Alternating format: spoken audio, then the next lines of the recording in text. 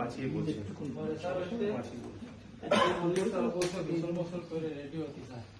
পরে স্যার গোসল মোসল করে রেডি হয়ে স্যার সে কখন কটা বাজে গোসল করে রেডি হতে? সেই সময় স্যার 2টা বাজে। কে বললো গোসল করে রেডি হতে? আমানুল্লাহ স্যার। আচ্ছা, তারপরে পরে স্যার রেডিমেড হওয়ার পরে স্যার আমার জামা কাপড় ছিল নিচের ওই। তুই তো জানতো সুজে একটা ঘটনা ঘটে জানিস না? না তুই তো দেখিয়ে আসছে সবই করলি, তুই সুন্দর করে ঘুমাইলি, ঘুমানোর তোর কি একটা ঘটনা যে তোর একটা ঘটনা করতেছে আমি এতে পালাই বা এতে কোথাও যাই মনে হয়ে গেছে? ওই যে স্যার। হ্যাঁ জি স্যার। তুই যাস না কেন? আমার কাগজপত্র মাতি কোনোটাই এর চেয়ে বড় যদি যদি পুলিশ আসে বা কোনো ঘটনা ঘটে তুই কি দাঁড়াতে পারবি? না স্যার। তোর সামনে তুই পারলি না কেন? আসলে তোর কথা বলে লাভ নেই, সত্যি কথা কথা বলে লাভ নেই, বরং বলে ফেললে বরং তোর হিটও হবে না, আঘাত হবে না। এই প্রতিদিন বলে ফেললে সুন্দর করে বলে ফেল, একবার সব শেষ। যে ঘটনা কে ঘটাইছে কে করবে, আমরা তো তাকে শাস্তি দিতে চাই না, আমাদের উদ্দেশ্য শাস্তি ঘটনা স্বীকার করে শাহিন আমরা তার পর্যন্ত যেতে চাই। তোর মতো আমজনতা ই করে তো আমাদের কোনো লাভ নেই। স্যার এত কষ্ট করে আসছে কি জন্য? শাহিনকে ধর আমাদের উদ্দেশ্য। এখানে তুই কি, তোর হয়তো 5,000 10,000 50,000 টাকা দিতে, এর বেশি কিছু তো তুই আর পাস নাই। স্যার আমার শুধু স্যার ঈদের সময় আসছিলেন 5,000 টাকা দিয়েছিল স্যার। আর যেদিনকার এতে লাগেজটা নিয়ে বাইরে হয়েছিলাম আমানুল্লাহর সঙ্গে, ওই দিনকার স্যার 6,000 টাকা দিয়েছিল স্যার। যে আচ্ছা, তারপরে লাগেজের কথা বললি, লাগেজটা হলো কোথা থেকে কে কখন দিল? এইখানে বসাছিলাম, মুরব্বী বসে রেডি হওয়ার কথা রেডি, এইখানে বসাছিলাম, বাইরে যাই ওইখানে সিগারেট খাচ্ছিলাম। আচ্ছা, সিগারেট খাচ্ছিলাম বাইরে যাই ওইখানে ওইখানে যায় সিগারেট খেয়ে স্যার যখন এখানে আসছে তখন আসছিলেন ওই মুরব্বী, তার আগে বলছিল রেডি হওয়ার কথা, আমি রেডি হয়ে গেছি।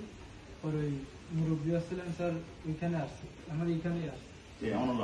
এখানে আসার পরে স্যার নিচে থেকে আসছিলেন স্যার ওই ফয়সাল আসছে, লাগেজ চাইলে দিয়ে গেছে আমানুল্লাহ রাতে।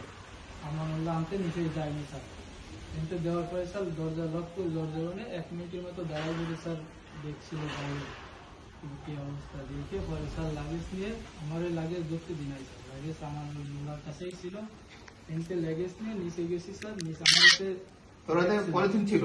আমার হাতে ব্যাগ ছিল স্যার। ব্যাগে কি ছিল? 2টা ব্যাগে আছে ময়লা ছিল স্যার। আর কি ময়লা ছিল? স্যার এই রান্নাঘরের এইখানে কাজ নেই, রান্নাঘরের ময়লা হাতে করে নিয়ে চলে যাচ্ছি। ওইটা চলে আমার হাতে জামা কাপড়ের ব্যাগটা ছিল, আর ওই ময়লার ব্যাগ নিচে বাক্সে রেখে গেছিলাম স্যার। জামা কি? আমার জামা কাপড়ের ব্যাগ স্যার। ওর জামা না, আমার জামা কাপড় আমার 100টা বাইর করে দিছিল স্যার এখান থেকে। মানে আমার যে জামা কাপড় গুলো ছিল স্যার এইগুলো। সেই সময় তুই যখন বেরোলি তখন এই ফ্ল্যাটে কে কে ছিল? এই ফ্ল্যাটে তখন ছিল স্যার হচ্ছিলেন ওই ফয়সাল মুস্তাফিজ আর হচ্ছিলেন স্যার ওই সেলেস্টি মনে হয় স্যার। সেলেস্টি কিভাবে বেরোলি দেখা? তারপরে মানে একটা তো সুটকেস গ্রে কালার, আর সাথে তোর হাতে দেখলাম কিছু ইয়ে ছিল, কালো রঙের ইয়ে ছিল, কালো ছোট কালো না স্যার, ওই অরেঞ্জ কালারের একটা ব্যাগ আসছে, আমার জামা কাপড় ছিল। আর এই জায়গাটা কিছু ব্যাগ ছিল, এখান থেকে কিছু ব্যাগ আসছে দিয়ে ওই স্টেটের যত ময়লা, ওই ময়লা স্যার ওতে ঢাইলে দিয়ে এই ময়লার ব্যাগ দুটো স্যার হলো নিচে একটা বাক্স আছে বাস্কেট, ওতে ফের রেখে দিয়েছিলাম স্যার। আর আমার জামা কাপড়ের ব্যাগ আমার কাছেই ছিল স্যার।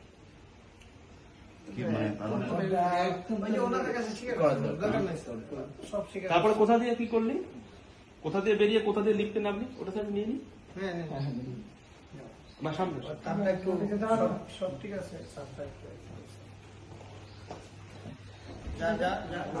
এখান দিয়ে বেরোলি, বেরিয়ে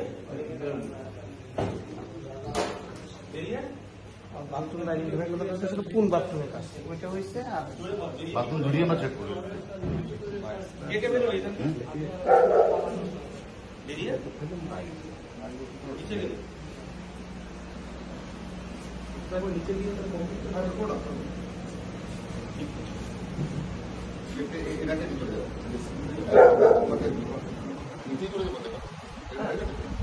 হ্যাঁ ওর কাছে আমাদের হ্যাঁ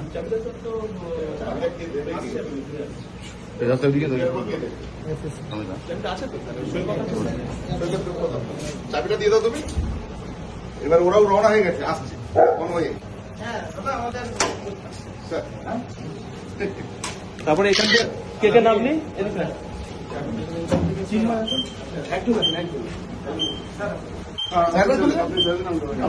আপনি